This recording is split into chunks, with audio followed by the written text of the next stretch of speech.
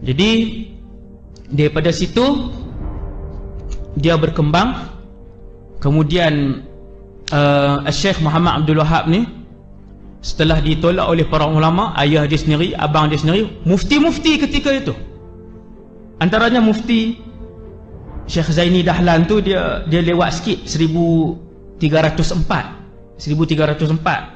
Syekh Muhammad Abdul Wahab 1206 kan.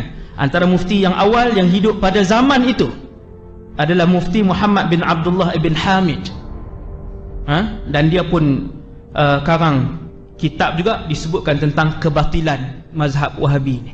Tuan-tuan sekalian, apabila disebutkan Wahabiyah, ia merujuk kepada gerakan yang diasaskan oleh Muhammad bin Abdul Wahab dengan puluhan kitab yang dikarang oleh para ulama yang hidup pada zaman dia hidup dan selepas zaman itu. Sampailah zaman moden ini, bekas mufti Saudi Syekh Abdul Aziz Ibn Baz, di dalam sebuah buku yang menghimpunkan fatwa-fatwa beliau, apabila ditanya, wahai Syekh, ramai orang kata dekat kita ni Wahabiyah, apa pendapat Tuan Syekh? Ada dalam kitab Fatawa Nurun Ala Darbi, ni yang saya sebut ni bukti ni. Ada dalam kitab Fatawa Nurun Ala Darbi bahawa Wahabiyah ini wujud. Entah no? Jadi Syekh Abdul Aziz bin Baz dia sebut, wa hadzal laqabu huwa, laqab ataupun gelaran ini, bila orang tanya dia pun jawab. Kesemua fatwa-fatwa dia dihimpunkan dalam buku, diberikan judul buku Fatawa Nurun Ala Darb. Antara soalannya yang ni, Wahabiyah ni siapa wahai Syekh? Maka Syekh pun jawab, Wahabiyah ini adalah satu gelaran yang dinisbahkan kepada Syekh Muhammad bin Abdul Wahab di tanah Hijaz satu ketika dulu. Kata Syekh Muhammad bin Abdul Wahab, kumpulan yang digelarkan dengan gelaran Al-Wahabiyah adalah pejuang-pejuang tauhid yang membawa manusia semua kembali kepada mentauhidkan Allah Subhanahu Wa Taala, dan dia adalah satu gelaran yang dibanggakan oleh setiap orang ketika itu. Maksudnya gelaran tu memang benda tu memang ada, memang siapa yang waktu tu Wahabi, maksudnya boleh saya Wahabi macam tu kan mudah. Kalau tokoh di Malaysia ni kita tanya macam mana ni, saya Wahabi, senang.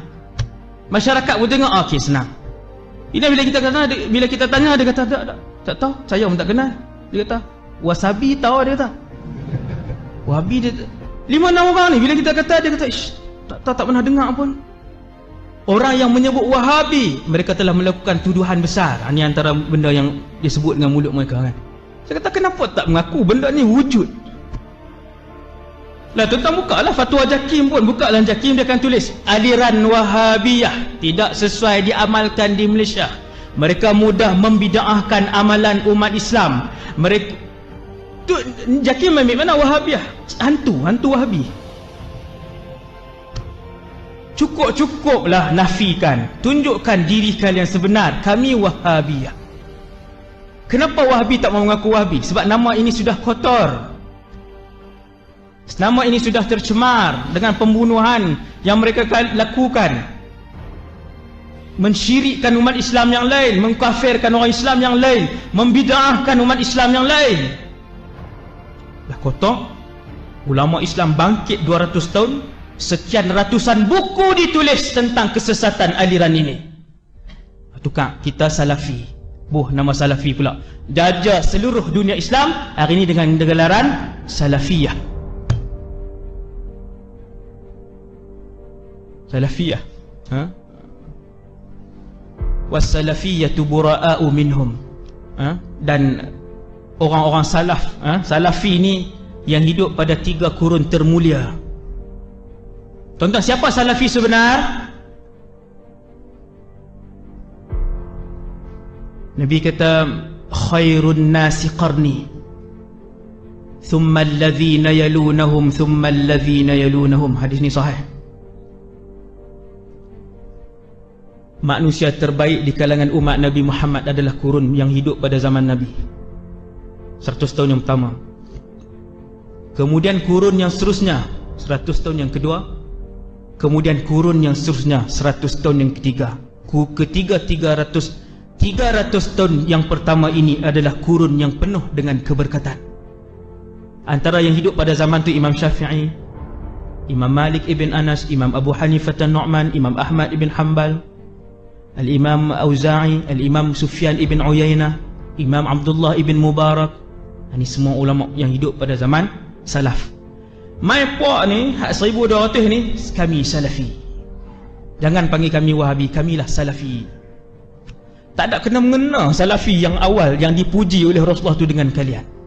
Bahkan manhaj kalian berbeza dengan manhaj as-salafiyah yang dipuji dan dijamin oleh Rasulullah sallallahu alaihi wasallam tentang kualiti iman mereka. Iman mereka. Ada satu artikel, ini bukti seterusnya. Ini yang keberapa belas punya bukti. Tuan-tuan boleh tulis Google, tulis Al-Asy'ariyah dan Al-Maturidiyah. Cukup tulis itu, tak idinat. Artikel ni 53 muka surat. Malaysia, bahasa Melayu, bukan luar negara, bahasa Melayu. Betapa bahayanya kumpulan ini yang mudah mengkafirkan orang Islam yang lain. Seperti mana mudahnya Syekh Muhammad bin Abdul Wahab mengkafirkan orang Islam lain, maka begitulah mudahnya pendokong Wahabiyah luar dan dalam negara mengkafirkan orang lain. Sebelum saya baca artikel ni kat tuan-tuan, berapa bulan yang lepas, saya tak ingat, seorang doktor daripada Saudi, doktor syariah, Dr. Aid Al-Qurani. Bila dia mai? Siapa ingat? Dia mai bila? Hai, semua duk Indonesia kah?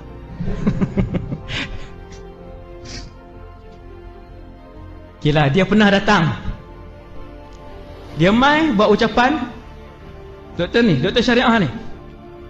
Kemudian dia tweet. Dia tulis, wahai ulama-ulama Islam semua, tinggalkan permasalahan khilaf. Datanglah beramai-ramai ke bumi Malaysia.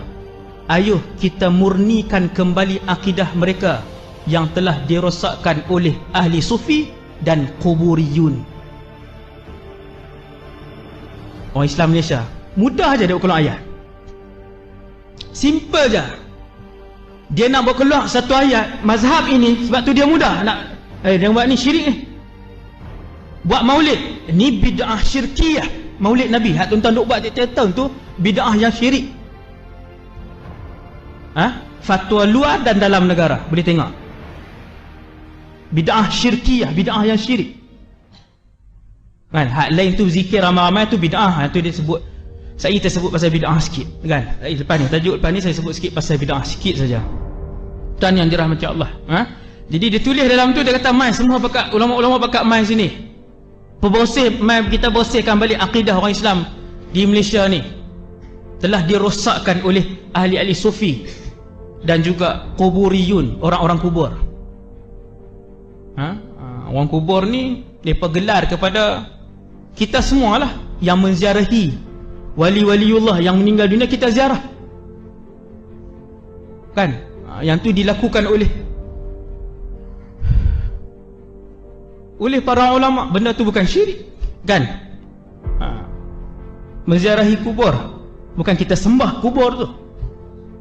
Tuan-tuan yang dirahmati Allah sekalian. Jadi dalam buku ni, dalam risalah ni 53 muka surat ni, tuan-tuan balik tulis, boleh print. Saya print keluar dah, takut mereka ubah, kan? Tapi lama dah lah, 2 tahun dah tak silap dia dah dalam ni, kan? Tuan-tuan tengok.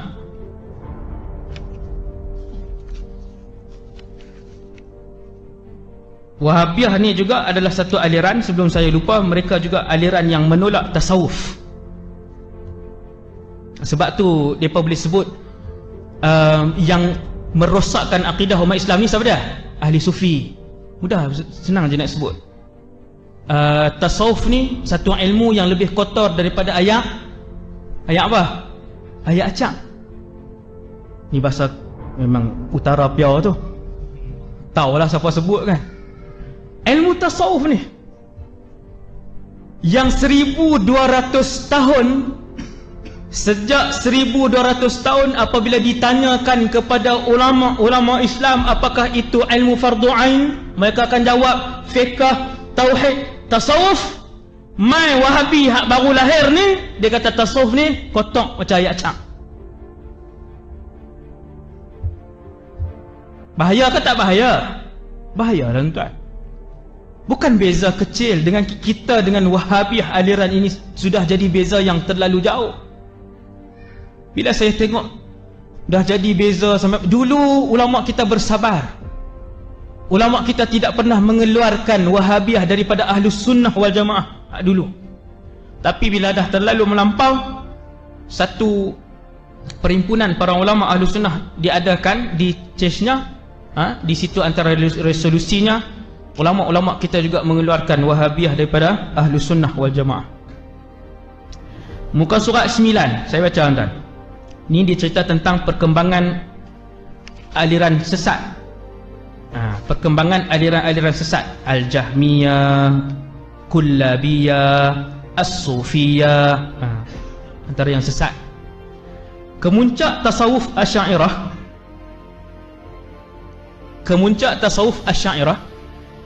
berada di tangan seorang lelaki yang diberi gelaran sebagai Hujjatul Islam, iaitu Imam Abu Hamid Al-Ghazali. Wafat pada tahun 505 Hijrah dan karya agung beliau adalah kitab Ihya Ulumuddin.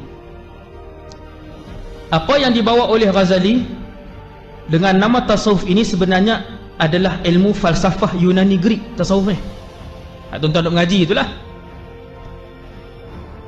yang lebih tinggi sehingga membawa kepada hulul, bersatu Tuhan dengan makhluk.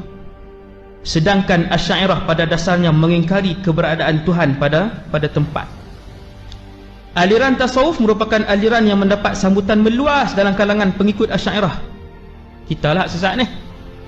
Asy'ariyah memang semua kita belajar lah tasawuf dewasa ini.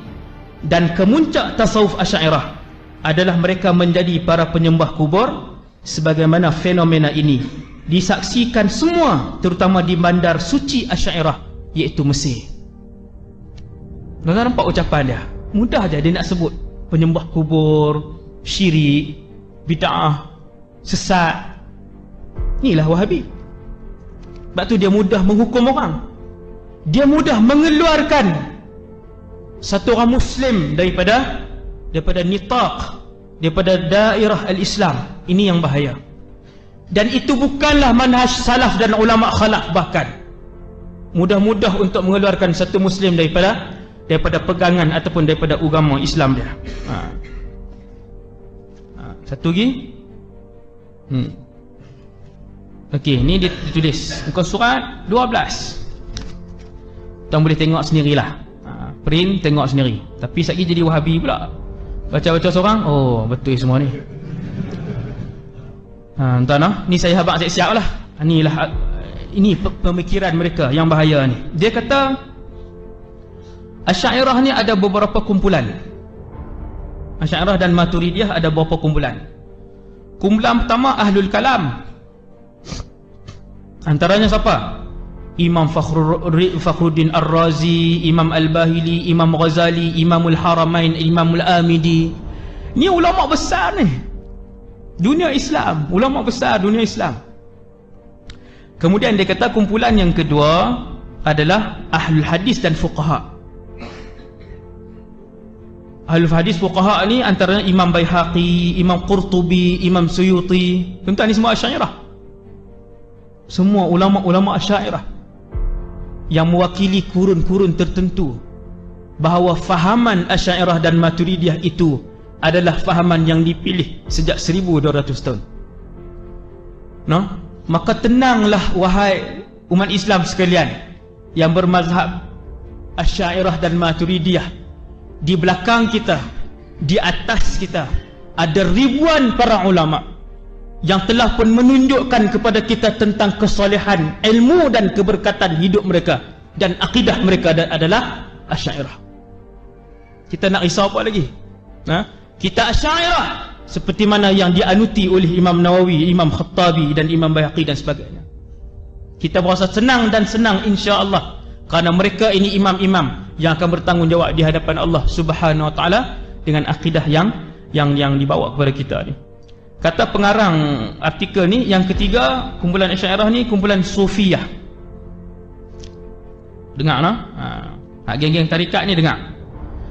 Mereka ini adalah yang paling jauh daripada Islam dan dekat kepada kekufuran dan syirik, seperti Alwi Al-Maliki, ulama usaha, Syekh Alwi Al-Maliki, Habib Jufri, Habib Omar, kaum Deobandiyah dan Berelwiyah.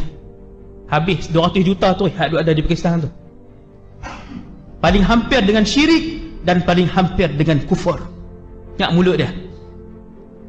Ini hak hidup hari ni, sama dengan yang hidup di luar negara, sama dengan pengasas mereka, dan sama dengan sumber utama mereka. Tuan, itu yang saya nak bentangkan. Dari segi bid'ah, aliran Wahabiyah kesemuanya sepakat, kesemuanya sejak 200 tahun sampai hari ini, bid'ah hanyalah satu saja, iaitulah kesemua bid'ah adalah neraka. Saya ulang sekali lagi, kesemua ulama Wahabiyah luar dan dalam negara berpendapat bahwasanya bid'ah hanya satu saja, iaitulah bid'ah sayyi'ah ataupun bid'ah dhalalah. Dan pendapat ini membelah ijma' ataupun membelah jumhur ulama. Jumhur ulama sejak 1200 tahun yang lalu sampai ke malam ini, mereka berpendapat bahwasanya bid'ah itu ada dua. Ni hak baru main ni je kata ada bid'ah satu. Bid'ah maksudnya dalalah, sesat. Bid'ah bermaksud neraka. Wahabiyah sahaja. Bermula daripada Imam Asy-Syafi'i. Paling awal Imam Syafi'i menyebutkan al-bid'atu bid'atan. Bid'ah itu ada dua. Mahmudah, yang dipuji, bid'ah yang baiklah. Wa madhmumah, bid'ah yang dikeji. Bid'ah ialah semua urusan yang baru dalam agama yang tidak dilakukan oleh Rasulullah. Itu bid'ah. Kita nampak macam, bahaya lah ustaz, bid'ah, benda tu Nabi tak buat. Ya, benda tu Nabi tak buat. Urusan baharu di dalam agama yang tidak dilakukan oleh Rasulullah. Tetapi kenapa majoriti ulama Islam sejak 1200 tahun tetap membahagikan bid'ah itu dua, ataupun bid'ah itu ada yang hasanah, ada yang sayyi'ah? Kerana dalil-dalil yang diteliti oleh para ulama ini, yang melihat bahwasanya perkara baru yang tidak dilakukan oleh Rasulullah tidak semestinya ia adalah bid'ah. Contoh, benda Nabi tak buat tetapi dia tak bid'ah. Kita ambil contoh ketika Nabi hidup. Laju-laju saya sebut kat tuan-tuan. Satu, Nabi solat bersama dengan para sahabat. Bangun daripada rakaat, Nabi pun sebut Sami'allahu liman hamidah.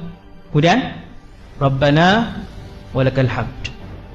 Ada satu orang sahabat, hadis ni sahih. Ada satu orang sahabat, Rabbana walakal hamd hamdan kathiran tayyiban mubarakan fih. Dia tambah. Habis semayang, Nabi tanya, siapa yang tambah? Apa maksud tambah? Nabi tak pernah ajar.